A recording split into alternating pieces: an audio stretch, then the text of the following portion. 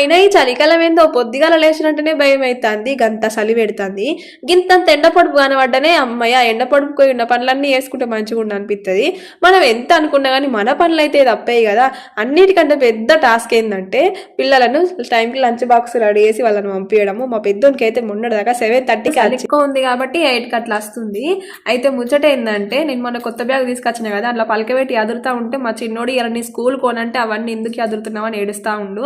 నాకున్న సెంటిమెంట్ ఏంటంటే ఏదన్నా కొత్త వస్తువు తీసుకున్నప్పుడు పిల్లలకు అది కూడా స్కూల్కి సంబంధించింది అయితే మండే నన్న అయితే వెనస్డే అన్న పంపిస్తా. నేను స్కూల్కి అయినప్పుడు కూడా అట్లనే సెంటిమెంట్లో ఫీల్ అయ్యేదాన్ని, దాన్ని ఇప్పటికీ కంటిన్యూ చేస్తూనే ఉన్నా. మీలో ఎవరైనా ఇట్లా సెంటిమెంట్లు ఎక్కువ పట్టించుకుంటారా ఫ్రెండ్స్? కామెంట్ సెక్షన్లో కామెంట్ చేయరి.